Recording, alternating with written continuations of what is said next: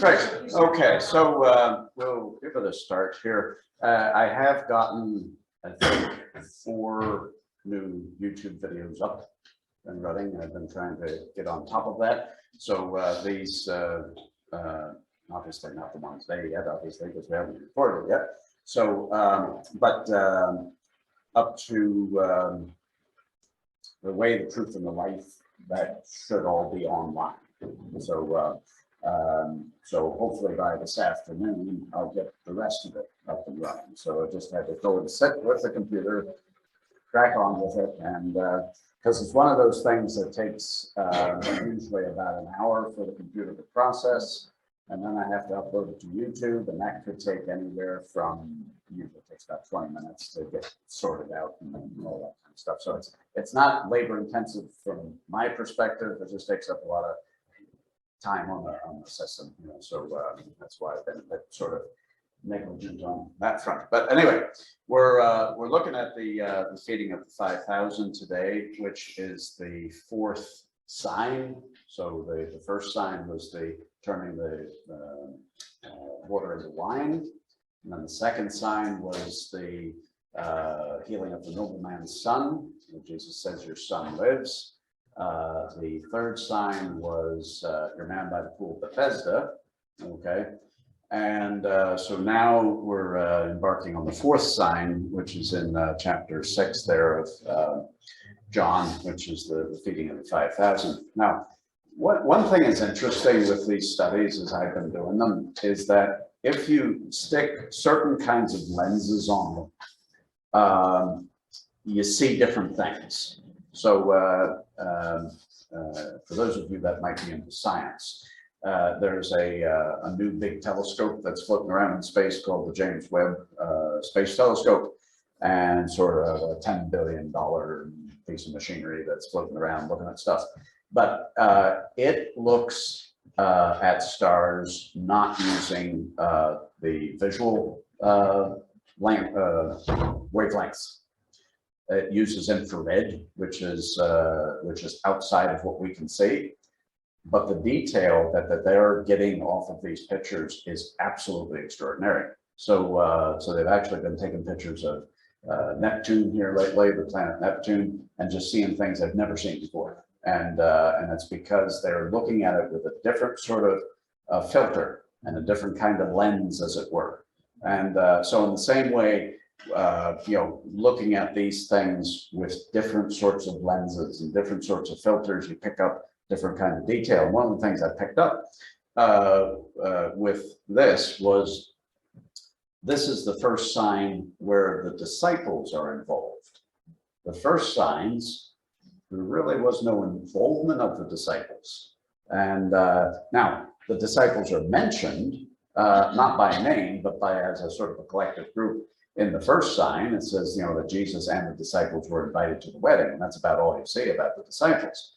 But here, there's a specific engagement with Philip and with Andrew in particular. So, and then the sign that follows this, which is Jesus walking on the sea, that involves all the disciples, you know, quite considerably. So it's just interesting that, you know, we're just seeing this kind of shift where, you know, Jesus alone is doing the miracle, but now he's involving the disciples in that miracle process. So anyway, so that's okay. My clicker's not working. There we go. So okay, so the feeding of the 5,000. What we're going to do is we're going to look at all 4 accounts and read through them. All of those accounts are all on your sheets, but we're going to read each one individually. And then as we go through the story, I'll highlight certain things on the sheet for you, and then you can take that home with you and look at it. So anyway, so the first one's in Matthew 14, verses 13 through 21. And it says this, says, when Jesus heard it, which is, now when Jesus heard it, this is in reference to the death of John the Baptist. Okay, so That's what he heard. It says he departed from there by boat to a deserted place by himself.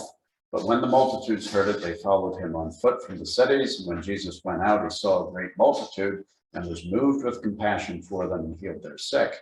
And when it was evening, his disciples came to him saying, "This is a deserted place. The hour is already late. Send the multitudes away that they may go into the villages and buy themselves food." But Jesus said to them, "They don't need to go away. You give them something to eat." And they said to him, "We have here only 5 loaves and 2 fish." And he said to them, "Bring them here to me." And then he commanded the multitudes to sit down on the grass. And he took the 5 loaves and the 2 fish, and looking up to heaven, he blessed and broke and gave the loaves to the disciples, and the disciples gave to the multitudes. So they all ate and were filled, and they took up the 12 baskets full of fragments that remained. And now those who had eaten were about 5,000 men, besides women and children. Now, in the other accounts, it talks about 5,000 men, but it doesn't say besides women and children. So very important little detail, because what that indicates is that we're not just talking about 5,000 people here, probably talking about in and around the range of 20,000 people. So that's a lot. So, and okay, so that was Matthew. So now we'll look at Mark 6, verse 30 through 44. And what it says here, it says, "Then the apostles gathered to Jesus and told him all things, both what they had done and what they had taught." Now, interesting sort of different detail there, because the first one was Jesus says when he heard it, that was about John the Baptist's death. Now there's this other sort of detail that's thrown in about what the disciples are doing. So there's two things that are at the beginning of the story. So we'll get into that a little later on. And he said to them, "Come aside by yourselves to a deserted place and rest a while, for there's many coming and going, and they didn't even have time to eat." So they departed to a deserted place in the boat by themselves, but the multitude saw them departing, and many knew him and ran there on foot from all the cities. And they arrived before them and came together to him. And Jesus, when he came out, saw a great multitude, was moved with compassion for them, because they were like sheep not having a shepherd. So he began to teach them many things. And when the day was now far spent, his disciples came to him and said, "This is a deserted place, and already the hour is late. Send them away, that they may go into the surrounding country and villages and buy themselves bread, for they have nothing to eat." But he answered and said to them, "You give them something to eat." And they said to him, "Shall we go and buy 200 denarii worth of bread and give them something to eat?" But he said to them, "How many loaves do you have? Go and see." And when they found out, they said, 5 and 2 fish. And then he commanded them to make them sit down in groups on the green grass. So they sat down in ranks, in hundreds and in 50s. And when they had taken the 5 loaves and the 2 fish, he had taken the 5 loaves and 2 fish, he looked up to heaven, blessed and broke the loaves, gave them to his disciples to set before them, and the 2 fish he divided among them. So they all ate and were filled. And they took the 12 baskets full of fragments and of the fish. And now those who had eaten the loaves were about 5,000 men. So now the one that the story in Mark is the biggest one. It has the most sort of words in it. So now we have Luke 9, 10 through 17. And it says, "And the apostles, when they had returned, told them all that they had done. And when he took them and went aside privately to a deserted place belonging to the city called Bethsaida, when the multitudes knew it, they followed him, and he received them and spoke to them about the kingdom of God and healed those who had need of healing. And when the day began to wear away, the 12 came and said to him, 'Send the multitudes away, that they may go into the surrounding towns and country, lodge and get provisions, for we are in a deserted place here.' But he said to them, 'You give them something to eat.' And they said, 'We have no more than 5 loaves and 2 fish, unless we go and buy food for all these people, for there are about 5,000 men.'" And then when he said to the disciples, make them sit down in groups of 50, when they did so, he made them all sit down. And he took the 5 loaves and the 2 fish, looking up to heaven, he blessed and broke them and gave them to the disciples to set before the multitude. So they all ate and were filled, and 12 baskets of the leftover fragments were taken up by them. I'm sure that as you're hearing all this, you're seeing repetition of certain detail. And then there's bits and pieces that are unique to each story. Okay, now here's John. All right, fine. So, and after these things, Jesus went over the Sea of Galilee, which is the Sea of Tiberias. And when the great multitude followed him, because they saw the signs which he had performed on those who were diseased, Jesus went up on the mountain and there sat with his disciples.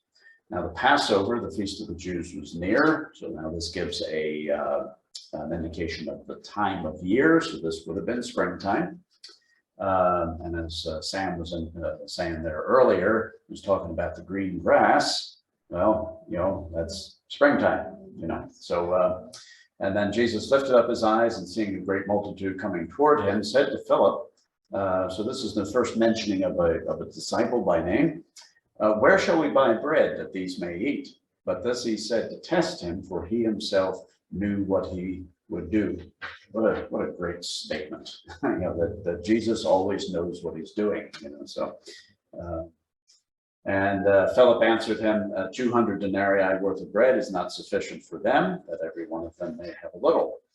One of his disciples, Simon or Andrew, Simon Peter's brother, said to him, there is a lad here who has 5 barley loaves and 2 small fish, but what are they among so many? And then Jesus says, make the people sit down. And now there was much grass in the place. So the men sat down, in a number about 5,000. And Jesus took the loaves, and when he had given thanks, he distributed them to the disciples, and the disciples to those sitting down, and likewise of the fish, as much as they wanted. So they were filled, and said to his disciples, gather up the fragments that remain, so that nothing is lost. Therefore they gathered them up and filled the baskets with the fragments of the 5 barley loaves which were left over by those who had eaten. And those men who had seen the great sign that Jesus did said, this is truly the prophet who is to come into the world. So that's all the readings there of those stories. So what I want to do is now work through the stories kind of collectively, and there's great pastoral mileage in especially the things that Jesus says. Like in Matthew, he says, "Bring them here to me," things like that. So we'll get talking about that. But basically, this whole situation follows two events. The first one is the death of John the Baptist. Okay, and so that's why Jesus says or indicates in Matthew there, where it says, and when he heard it. Now, if you can imagine, John the Baptist is related to Jesus. It's Christ's cousin, and so he's a family member. And John the Baptist was beheaded. He was very, very tragically put to death, and that doesn't really lend itself to great feeling, and especially the circumstances. And you know the story because Herod Agrippa got drunk with his friends and says to Herodias's daughter,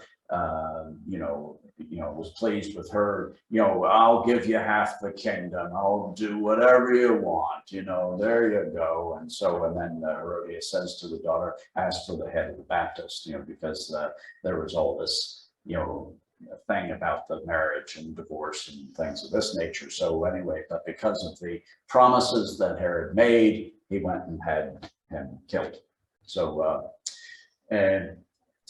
But that whole situation, I think, really got into Jesus' crawl in a sense, and I think if we had heard about a relation of ourselves being murdered.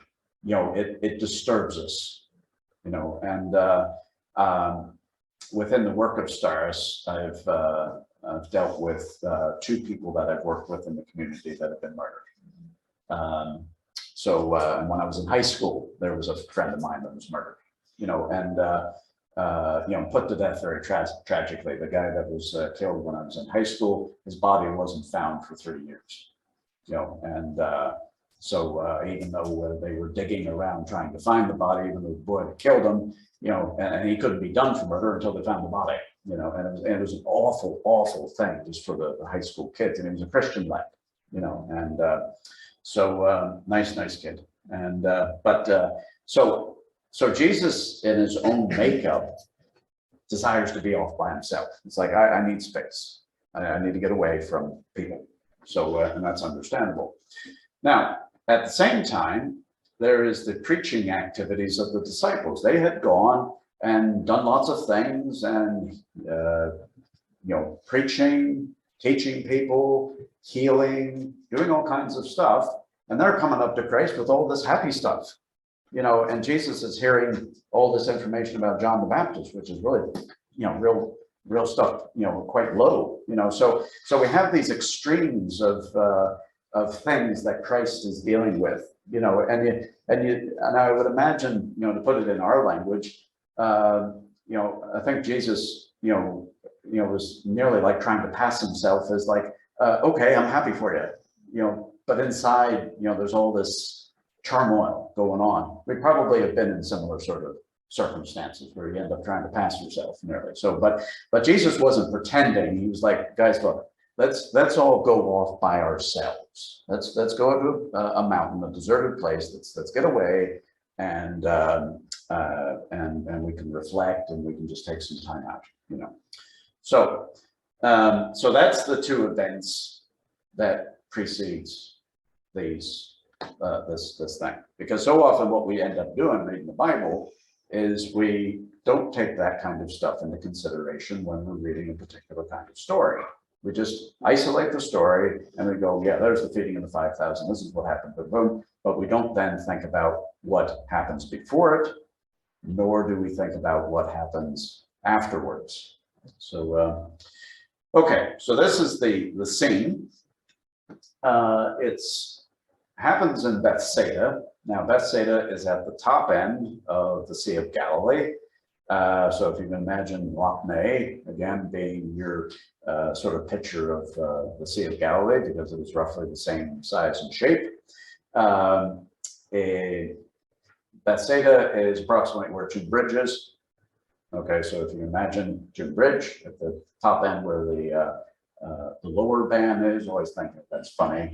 The upper band is down below Loch Ness, and the lower band is above Loch Ness. Now I understand why that is because this band over here is higher than the band that goes through June Bridge out to Castle Rock and all that stuff, Fort Stewart. So, so anyway, so Tuam is where Bethsaida is. Approximately where Ballyronan is where Capernaum is. So just a little bit off to the left, sort of down around the coast. So the land of the Gadarenes, if you remember, where the man with the legion was healed. He was down sort of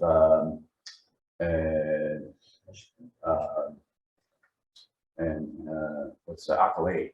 So that kind of area, okay, is where so down sort of the southeast part of Loch Ness. So okay, so it's that top bit, and it was late in the day because the disciples are all saying it's late, it's late. The times wore on, and it's time to get people shifted. So and if you can imagine, again, busy day, late in the day, what do you want to do? Go home, put the feet up, and watch a bit of TV. That's what the disciples want to do. It was a tiring day. Okay, lots of busyness because Jesus was had compassion on the multitudes as they were coming along. I mean, they were, saw them and hoofed it and went around the coast. And so Jesus had compassion on them and was teaching them the word of God. And so the disciples are part of this, and they're just like, great, super, but really, come on, and lots of people involved. And so it was it was late in the day, tiring day, and the disciples are in bad form. So because they want to get everybody out, so and that's what they say there. If you look on your sheet there, sort of the second column there in the front page, where it's there in purple, it says, this is a deserted place, the hour is already late, send the multitudes away that they may go into the villages and buy themselves food.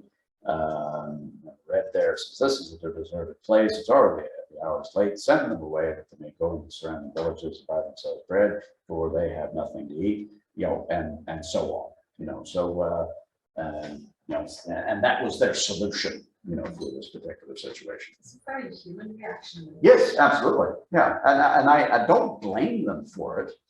Sometimes we take the disciples and we nearly give them a bad name. It's like, guys, don't you understand that Jesus is, but you have to realize that we haven't got to the miracle here.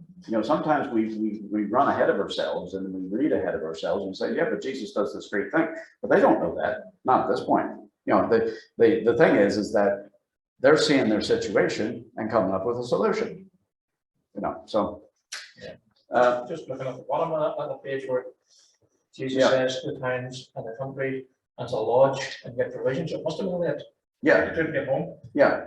So because the people had hoofed it around the lake, so that a lot of them were coming around from Capernaum and all that area. We're talking miles here. I mean, if you can imagine, walking around from the west side of Loch Ness on foot and then getting up to Bethsaida, we're talking about miles. Yeah. So you're not just going to go, thanks very much, that's great, I'll go on a 5-minute drive down the road. That didn't exist. So. So the disciples can only offer an earthly solution, and that is send the problem away. Okay, so that's natural, and in their heads, that's legitimate. Again, they didn't know what the alternative would be.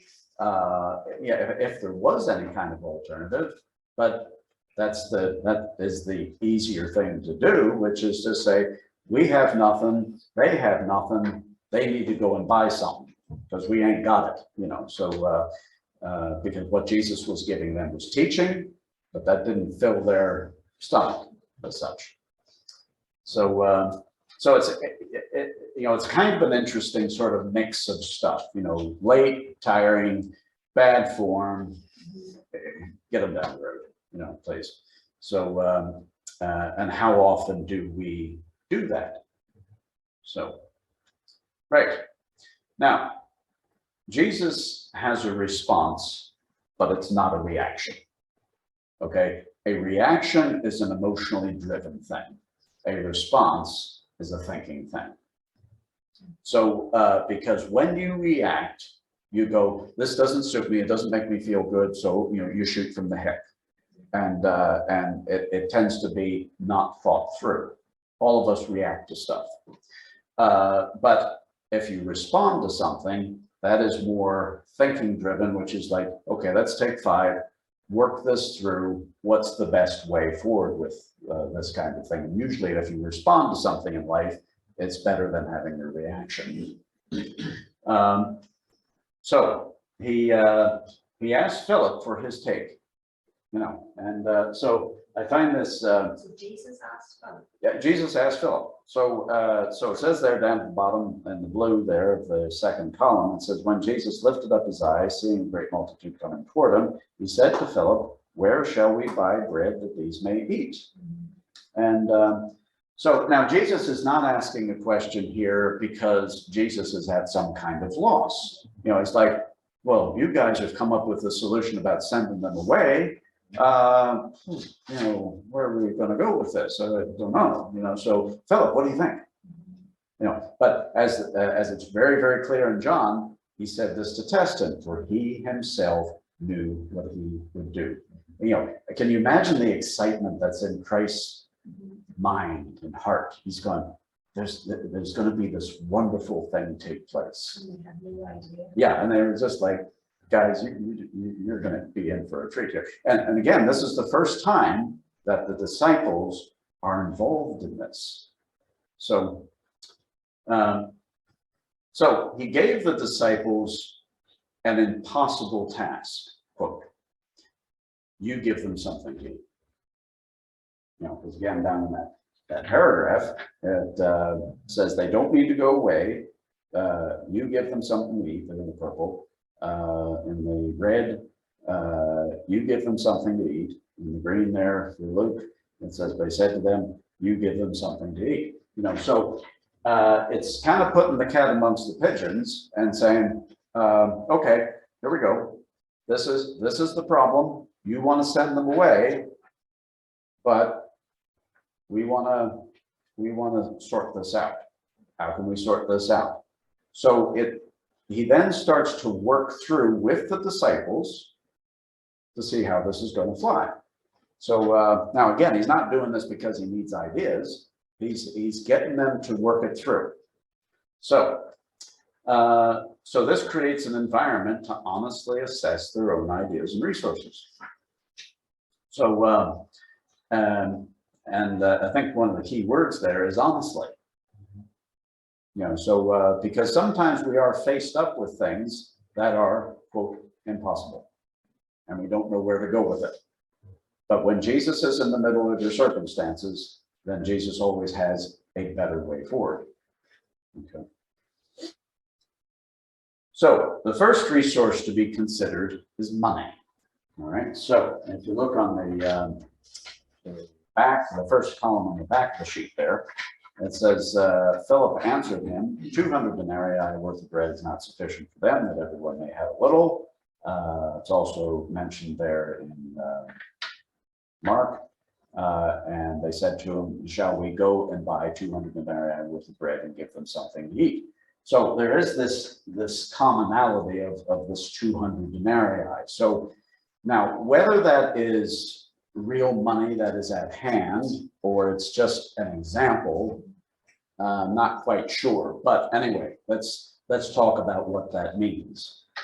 Okay, so what would 200 denarii of money buy for 5,000 men plus women and children, equaling about 20,000 people? All right, so that's a lot of people.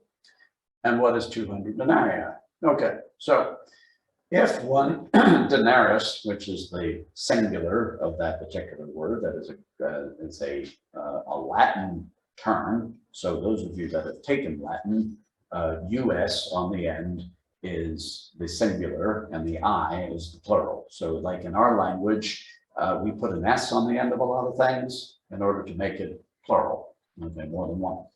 So one denarius is one, and that represents a day's wage. That was enough money to put food on your table, put clothes on your back, and put a roof over your head. So now, when you read some commentators, they would say, oh, that was worth 18p. Well, 18p doesn't even buy you a 10p mix-up anymore. So you have to look at it in terms of buying power, not something else. So then 200 denarii is then 200 days' wages. Okay, so that's, when you think about it, actually isn't chump change. That's actually quite a lot of money. Now, if you take 200 and you multiply it by 80 pounds, say what you're making in a day is 80 quid. I would say that's kind of an average. There are people that obviously make more than that. Your typical tradesman would make 100 to 150 a day. And somebody who's say working McDonald's or something like that, if they work today, they're probably making what, 50 odd quid or something like that in a day. So let's call it 80 just for the sake of discussion. Well, you multiply those two together, you get 16 grand. So that's So that sounds like a lot of money. So again, it's not, pulling out your wallet and pulling a 10-pound note out. That's not what we're talking about. We're talking about a significant amount of money.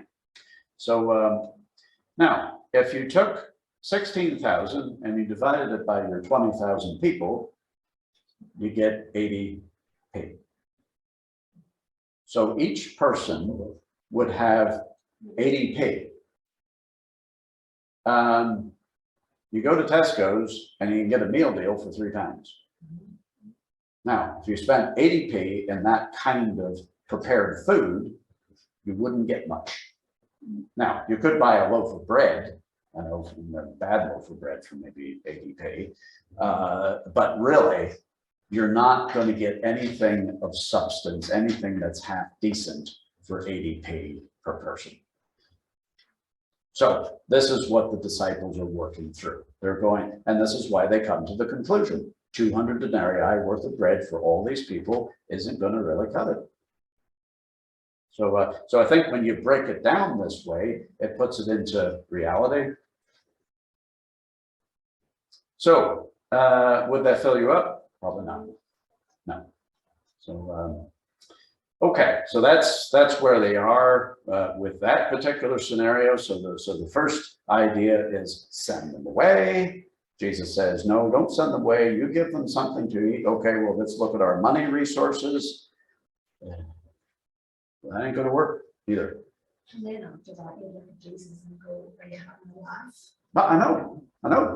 So, right, okay, well, let's press on here. So Jesus continues to respond to these things. Jesus is not shook up by this. He's not going looking at the money and going, guys, you're right. Boy, that's bad crack. Well, we'll go with your first solution. So I understand. So Jesus never wants us just to be satisfied with the natural. It's then coming to him and saying we need supernatural things. So the question was, well, how much bread is actually available? Because Jesus asked this question. He says, well, go and see what you got. So this is where Andrew is pulled in. And Andrew had actually gotten to know this young fella that had 5 loaves and 2 fish. So Jesus says this, how many loaves do you have? Go and say. So again, Jesus is saying, well, okay, if money's not going to cut it, let's look at, well, what do you have in terms of actual stuff? So what's your inventory here? And not a lot. 5 loaves, and that was 5 barley loaves and 2 fish, which were sardines. So, and the barley loaves were the size of a bob. About that.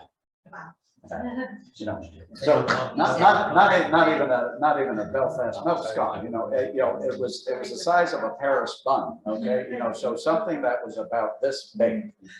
Okay, it wasn't even a hamburger sized bun. It was something about that big and about that thick.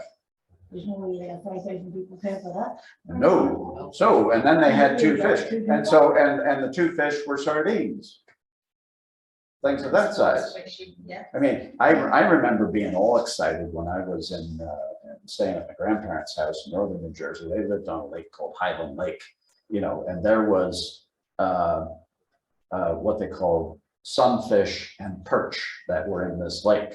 Now there wasn't even any trout or any other kind of bigger fish. Perch was a fish about that length, an incredibly bony piece of stuff. And then there were these things called sunfish, not to be confused with mola mola, which is like these huge, 5-meter things.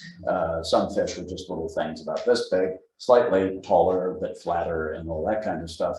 And you fish and you get one of these sunfish and you go, boy, brilliant, super, I'm going to cook this up, and grandparents are kind of going, okay, you go ahead and clean it up, and then you're putting it in the pan, and then you're taking all the bones out of your teeth as you're eating the thing, And, but you're all proud of yourself because you caught the fish and then you're trying to cook the thing up, and it's, and you end up with about, that much meat, out of your little sunfish, and the perch was worse. So I remember going with my grandfather, fishing for peckerel too, which is kind of a small version of a pike.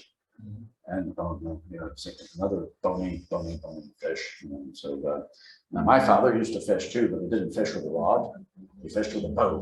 So he shot fish with a bow and arrow. So he put a string on the end of the arrow, and so he had a special tip on the arrow, which actually, when it impacted the fish, it had two little things that went blink and sprung out, and so that that hooked the fish that way. So so my dad used to go and fish for carp in the Potomac River, and they're like giant goldfish, so fish about this size. And but not very good eating, and so so my dad and his friends, they would have shot these fish with the bow, and then took them down to poor neighborhoods where a lot of black folk lived and so on. They liked carp, and so we had a whole bootload of carp, and so they would and all the folk would come and say, oh yeah, give us some carp, so. And then my dad also shot with bow and arrow gar. And a gar is a very, very primeval sort of looking fish. It looks like an alligator with fins, and so lots of teeth, and big long snout about this length, and so that was long nose gar. Now they weren't eating fish. That was just, you shot them, and that was just a sport and exercise. But down in the South, down in Louisiana, there was alligator gar. These fish were 12 foot in length. And the reason they were called alligator gar was because that's what they ate. They were of a serious fish, so anyway. But anyway, these are sardines. So we're talking about small stuff, small loaves, small fish. So Jesus is, using these things and saying, this is small to big stuff. So, but what he says, bring them to me. And I can just imagine that. Now, we haven't seen the miracle yet. This has not occurred. So we have to realize that we're in the middle of this story, and the disciples are going, they're making their assessments, and they're going, I don't, and then Jesus makes this ridiculous kind of proclamation, which is, oh, sure, bring them to me. But that's where it turns. And in reality, too, it wouldn't matter what size those fish were. No. And you're still going to need supernatural power. Absolutely. What size of two fish could you get that would feed that amount of people? Yeah, sure. So it's so basically what Jesus is demonstrating here is he's saying, look, it doesn't matter what you have. If you bring it to me, then I can do something with it. If you do something with it, it's going to feed one person, just like your wee fellow with his little lunch or whatever it was. So now, Jesus commands an organized stage to be set. Okay, so because what he says to the people is, right, let's get everybody together in different sorts of groups. And I find this kind of interesting because when you have a group of 20,000 people, collectively, that looks huge. Now, what does he do? He groups them in groups of 100 and groups of 50s. So that makes the exercise a bit more manageable from the disciples' point of view, because the disciples then have groups which to look at. So looking at a group of 50, say, even though they might have to manage a number of them, is not quite as daunting as a group of 20,000. So I've seen groups of that size. I remember going to a Christian meeting over in America that had 18,000 sitting in an auditorium listening to Billy Graham. And I tell you, when we sang hymns, it was something else. But it was big. It was huge. And I remember on the New Year's Eve of this particular meeting, we celebrated communion. Can you imagine the logistics of celebrating communion with 18,000 people? Everybody got a piece of bread about that size, and everybody got a little micro cup. The thing was like this little Toby thing. And so, but it was all sorted out within 10 minutes.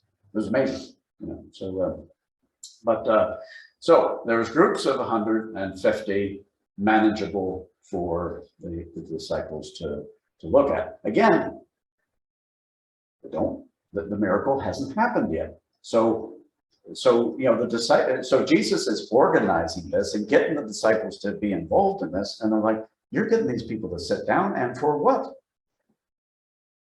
You know? So, yeah, and the miracles, well, I should say miracle, has not happened yet. So, now, here we go. Jesus then performs the sign. And he uses the principle of giving, where Jesus says in Acts 20:35, it's more blessed to give than to receive. And this is what happens. So Jesus gives thanks and gives to the disciples. So Jesus is blessed. Okay. The disciples give to the multitudes. The disciples are blessed. The multitudes give thanks to God. At the end of the situation of John, sort of reading between the lines there, guess what? They're blessed.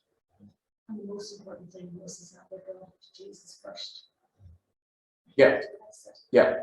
So, but everybody's blessed. It's like our decisions Yeah. in life, we bring it to him. Yeah. So, but this goes around in full circle, because Jesus is the most blessed person that there is in the universe, because he gave completely of himself. So if it's more blessed to give than to receive, he gave of himself, and so he's blessed. So, but he wants us to be blessed. So what he demonstrates here is that he gives it to the disciples so that they can give. Now, Jesus could have said, disciple boys, obviously you boys don't sort of get it. So you sit there, mind yourselves, I'll do this. You know, Jesus could have distributed it himself. You know, now, when I was reading around this, I was reading J. Vernon McGee, and he relayed this story about how some liberal teacher or something like this was trying to naturally explain this thing. And so, well, yeah, and now listen to this. This is so ridiculous. The guy says, well, you know, really what happened was all the disciples knew that this was going to take place, so they amassed provisions in a cave. Okay, and so they're all standing in front of the cave, and Jesus is standing there. And so what they did was, you know, had a couple of boys in the mouth of the cave and bringing stuff out and sort of feeding it through the arms, and oh, well, look at this here, it's all happening, you know, and all this kind of stuff. You know, I thought that would take more faith to believe that, you know, and but I thought, you know, man is bent on saying God doesn't do supernatural things. So let's explain it away with sheer stupidity. You know, And you know the bit where you explained there about the women and the children bringing the number up to 20,000. Yeah. The bigger you would bring that number up, the ordinary person is going to say, "Get away." Yes. Yeah. So the 5,000 becomes plausible, Yeah. Yeah. and like it wouldn't matter whether it was 5,000 or a million. Yeah. Sure. It's going to take supernatural power because it's not going to cut it with. Yeah. But the bigger that number is, they cannot get there. That becomes a bigger problem. Yep. Whereas the whole thing's a problem, really. Yeah. Mhm. You know. It was mindful. So, but if you look at the back sheet there, and then down at the bottom of the first column, it says he took the loaves and the 2 fish, and when he had taken the loaves and the 2 fish, then he took the 5 loaves and 2 fish. Jesus took the loaves. You know, he took these things. He had them in his hand. You know, and then it says, and looking up to heaven, looked up to heaven, looking up to heaven, and then he blessed and broke, blessed and broke the loaves, blessed and broke, and when he had given thanks, and gave the loaves to the disciples, and the disciples gave to the multitudes, and so on. So, you know, and that's why I'm highlighting what Jesus is doing. You see, give, you know, gave, you know, so it's all in there. That principle is in there. So, He took his pride away to find it enough to heaven. yeah.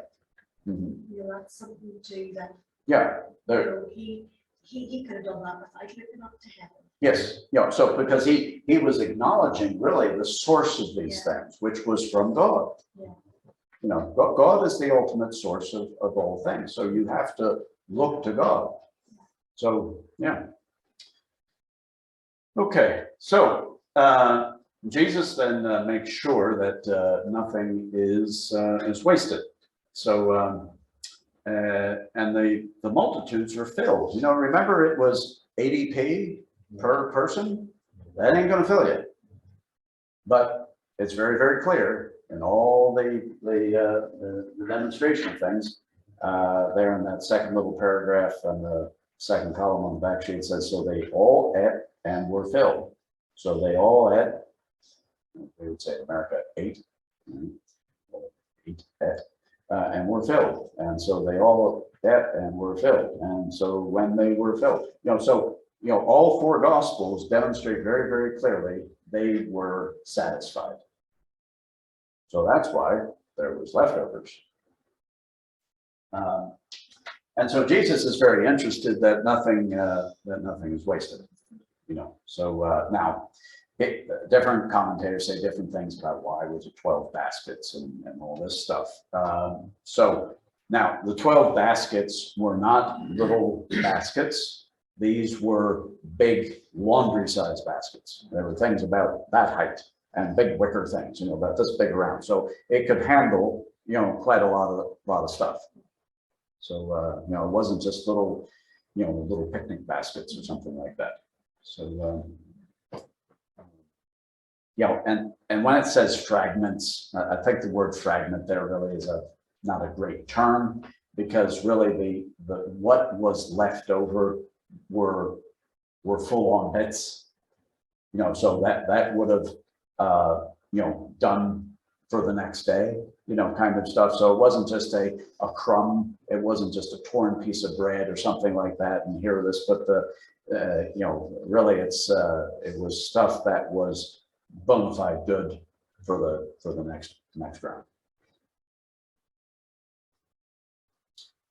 Now, the next sign then follows straight after, and this is what we'll deal with, not next week, because we'll deal with Jesus saying, I am the bread of life.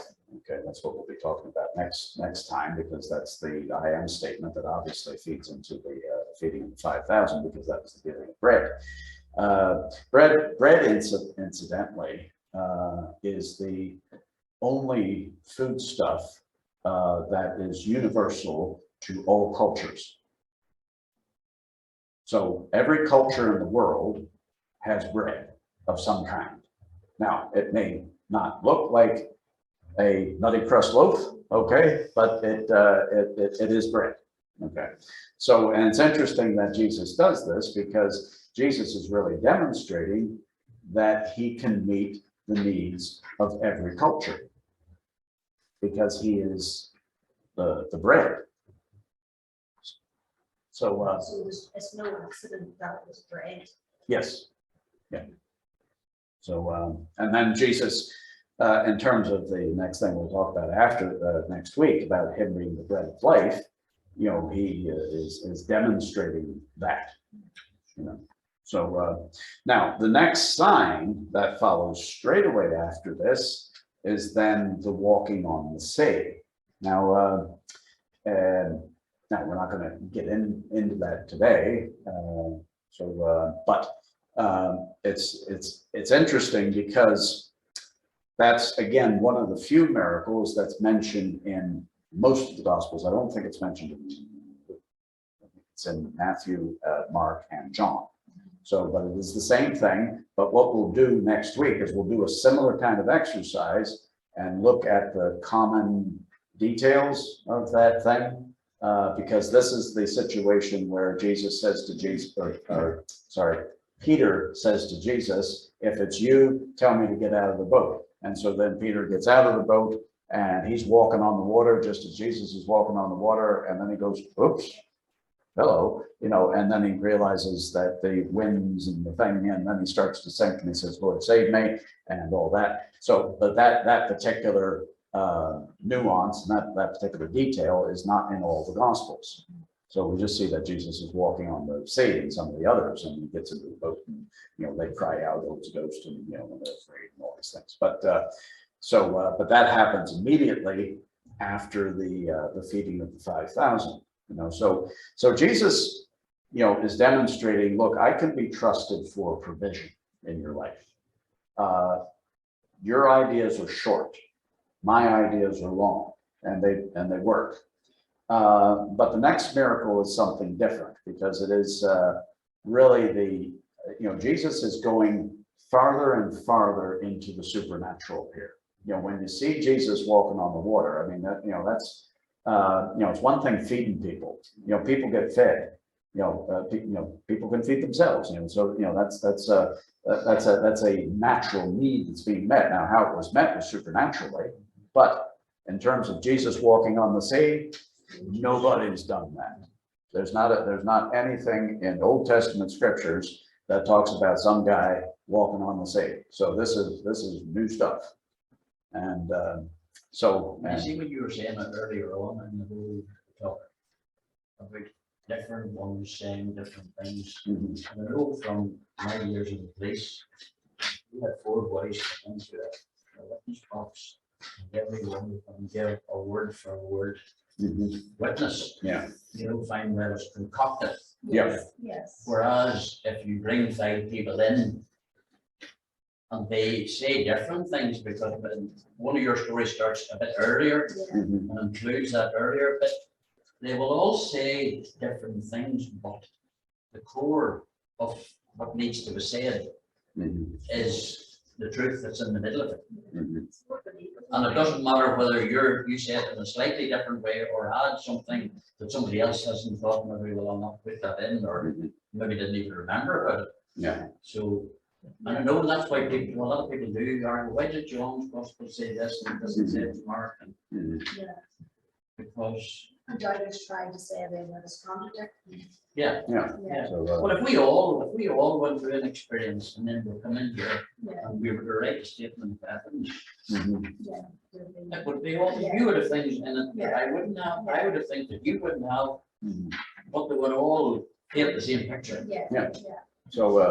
So and it really is remarkable to see, you know, as you have on the sheet of paper, there's lots of detail that is the same, because that was visual to everybody concerned. Yeah. But then there were some bits of conversation that certain disciples were not in earshot of, you know, and or didn't pick up or didn't deem as important or something like this, you know. And so, you know, that's why in Matthew it says, you know, bring them here to me. Yeah. Now that's not in the other Gospels, you know, and then, you know, Jesus having the conversation with Philip, you know, that's not in the other Gospels, you know, but The one important thing is that not one of them contradicted another one. that's correct. Yeah. Yeah.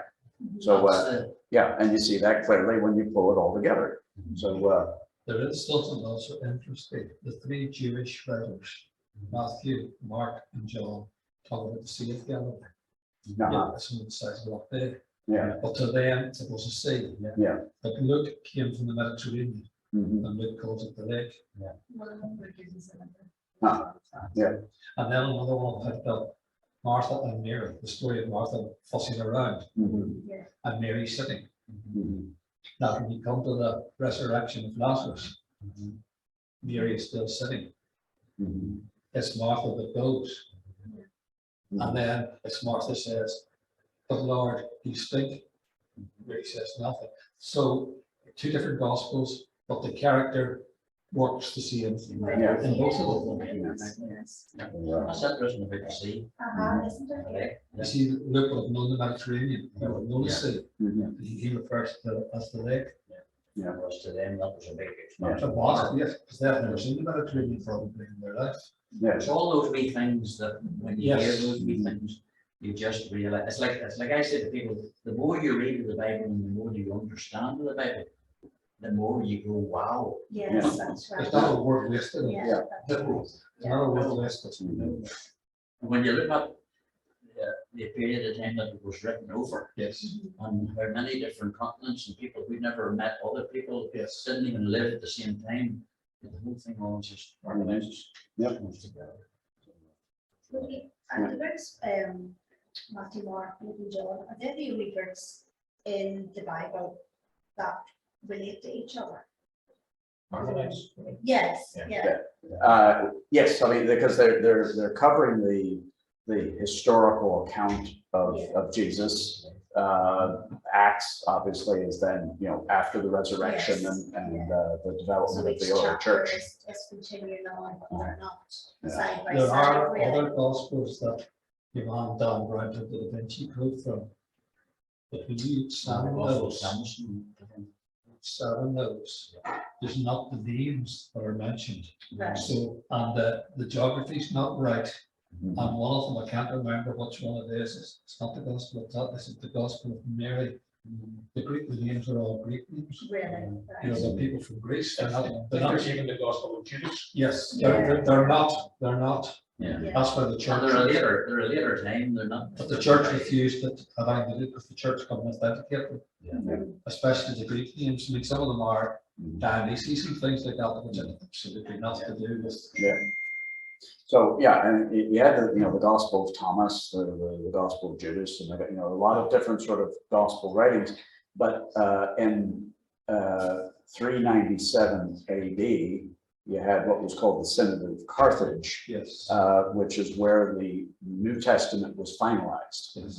And so the church fathers at the time got together and they prayed and they said, Lord, you know, what is included in the New Testament? And so they then decided about the 27 books that we currently have. But, you know, things like the Gospel of Thomas and, you know, a whole variety of different things were introduced as, you know, contenders for being scripture, but they were rejected because of, you know, these different issues, you know, of a inconsistency about place names and names of people and you know, and undoubtedly doctrinal issues. There's probably, One of them you was know, Mary brought to the temple when she said that she's a virgin all her life in the temple. Yeah.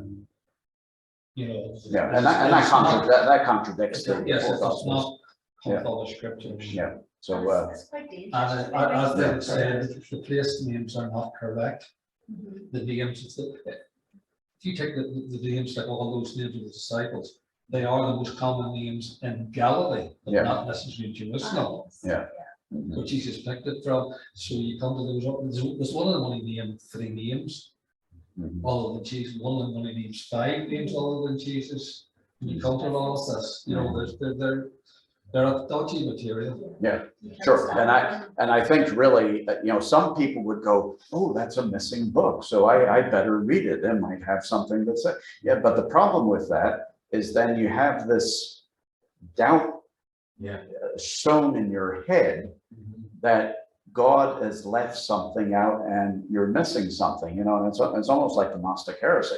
You know, it's which was in the early church, which was, you know, I know something, but you don't know, Yes. you know, and, you know, I have knowledge, you don't have knowledge, I'm special, you're not special, you know, and so there was all this undermining of confidence in God, you know, because If all you people witnessed an event and you all wrote about the event, 300 years later, I come along and I write something that I wasn't there at the time, and I write this which contradicts what you people have witnessed, it has to go in the bin.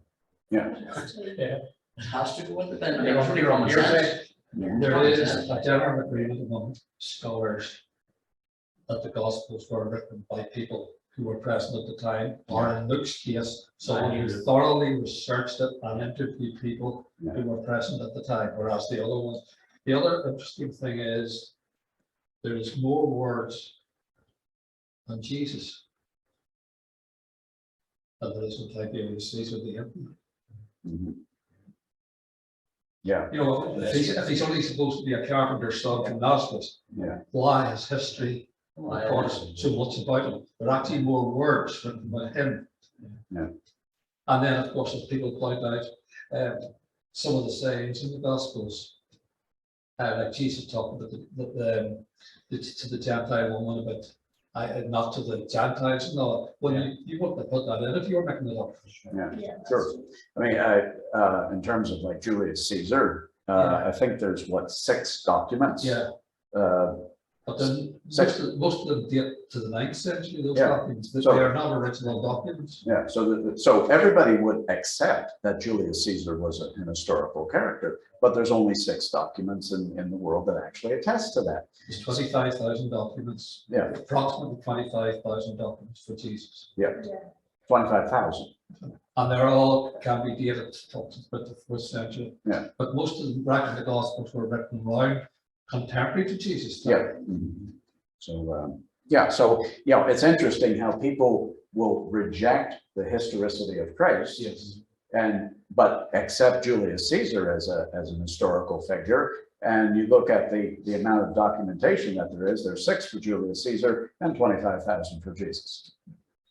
Right. In fact, Okay. somebody once said here in the church hall there, there's actually more evidence for Jesus than for King William III, Prince of Orange, Yeah. and the Battle of the Blade. Yeah.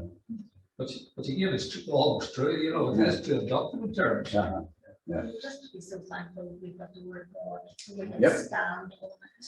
And The other amazing thing is when the King James version of the Bible was translated, the 3 oldest copies of the Bible have not been discovered.